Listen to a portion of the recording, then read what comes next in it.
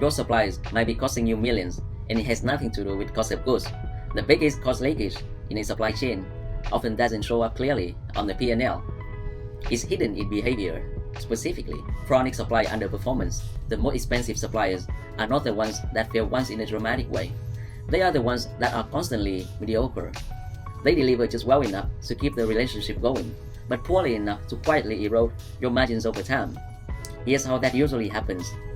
First, recurring problems that never get solved. Some suppliers treat the same issues as if it's always new. A quality deviation appears, it gets fixed temporarily, and then it shows up again in the next production run. This creates constant firefighting, and every firefighting situation costs time, money, and attention. Second, lack of operational visibility. If you don't know whether an order has started production, when materials arrived, or when goods will actually be ready, planning becomes impossible. That uncertainty forces buyers to compensate with expensive logistic decisions, rush shipments, or higher safety stock, and those costs add up very quickly. Third, over-reliance on your own resources. Some suppliers treat buyers' quality control team as if it's part of their factory. Instead of owning the internal quality process, they rely on the importer to catch problems. In other words, they outsource accountability.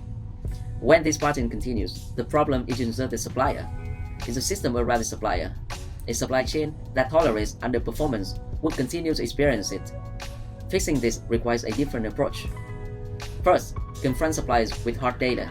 Scorecards move conversations away from opinions and toward objective performance metrics. Second, enforce your terms and conditions consistently. If underperformance has no consequence, there is no reason for behavior to change. And third, institutionalize continuous improvements. Performance should be reviewed regularly, not only when a crisis happens, because the goal is not just to monitor suppliers.